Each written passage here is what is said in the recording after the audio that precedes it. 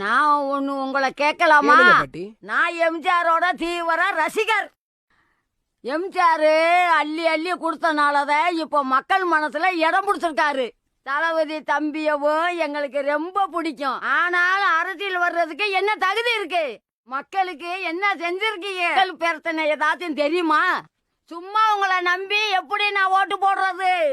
2011 தமிழக மீனவர்களை கொன்று குவிச்ச போது மாநில அரசும் மத்திய அரசும் மௌனம் சாதிச்சப்ப தனி ஒரு நடிகனா போராடினவர் எங்க தளபதி.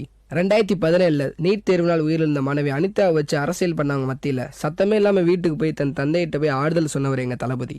2018 கஜா புயலால் பாதிக்கப்பட்ட மாவட்டங்களுக்கு தன்னோட ரசிகர் கணக்கில் பணத்தை போட்டு மக்களுக்கு உதவி செய்ய சொன்னவர் எங்க தளபதி.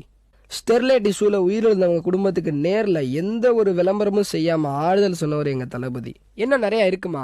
ஆனா அதெல்லாம் நாங்க சொல்லிட்டு இருந்தோம்னா இத்தனை நாள் நாங்க செஞ்ச நல்லதுக்கு அர்த்தமே இல்லாம போயிடும்.